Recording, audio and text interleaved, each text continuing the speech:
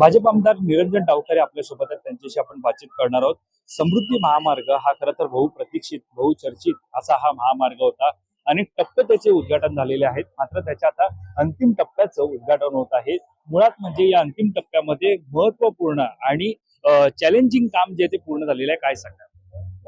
समृद्धी महामार्गाचा खऱ्या अर्थाने आपण सगळेजण फार उत्सुकतेने वाट बघत होतो आणि महाराष्ट्राच्या आर्थिक प्रगतीला सगळ्यात मोठा हातभार देणारा हा समृद्धी कॉरिडॉर आहे. आता हा जो मागचा टनल आहे आणि त्याचबरोबर त्याचे पुढचे ब्रिजेस आहेत, हे खऱ्या अर्थाने एक इंजिनिअरिंग मार्वल आहे असं मी मानतो. कारण भारतातला सगळ्यात मोठा टनल आज महाराष्ट्रामध्ये लोकार्पण त्याचं होत असताना हा आपल्या महाराष्ट्रासाठी एक मानबिंदू आहे.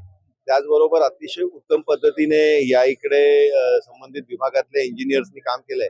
याच्यामधनं विदर्भ असेल, मराठवाडा असेल, उत्तर महाराष्ट्र असेल, इकडच्या शेतकऱ्यांना थेट मुंबईच्या बाजारपेठांबरोबर जोडणारा हा एक महामार्ग आहे. त्याचबरोबर JNPT लाही हा कनेक्ट होणार आहे. त्याच्यामुळे त्यांना एक्सपोर्टचाही मार्केट हा उपलब्ध होणार आहे. एक ठाणेकर म्हणून आनंद या गोष्टीचा आहे की या मार्गामुळे आम्हाला नाशिकला किंवा मुरबाडला जायला कमीत कमी वेळ लागणार. म्हणजे इगतपुरी पासून ठाण्याला यायचं असेल तर पाऊण तासात माणसाचा प्रवास हा पूर्ण होतो. निश्चितच ज्या प्रकारे आज उद्घाटन होत आहे, थोड्याच वेळात मुख्यमंत्री सुद्धा दाखल होणार आहेत. मात्र ज्या प्रकारे हा टनलचं बांधकाम करण्यात आलेलं आहे, 2 टनल आहेत खरं तर. एक मुंबई ते नागपूर आहे, नागपूर ते मुंबई आहे.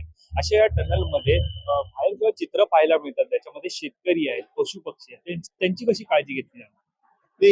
ओव्हरऑल एन्व्हायरमेंटल बॅलन्स जो तुम्ही म्हणताय त्या दृष्टिकोनाने सगळा विचार करूनच कुठलाही प्रोजेक्ट तयार केला जातो आणि त्या दृष्टिकोनाने सगळ्या गोष्टींची काळजी घेतली जाईल.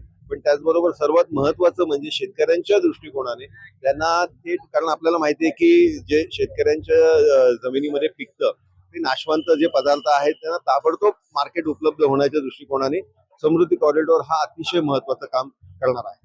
सर, एक शेवटचा प्रश्न आहे. एकीकडे समृद्धी महामार्ग जसा प्रवासी वेळ कमी करण्यासाठी प्रवाशांसाठी दिलासादायक असला, तरी मागील काळामध्ये मोठ्या प्रमाणात या मार्गावरती अपघात सुद्धा झालेली आहेत. त्यामुळे आता याची कशा प्रकारे काळजी घेतली जाणार? या संदर्भातले स्पीड लिमिट्सच्या संदर्भातले आपण बघतोय की इंडिकेशन सगळ्याकडे दिलेले आहेत.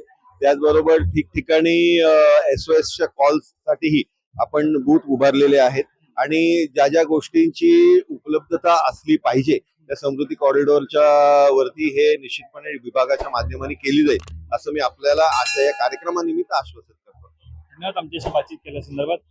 हे होते निरंजन डावखरे. कॅमेरा पर्सन अवधेश परिसर, मी वैभव पाटील, इगतपुरी.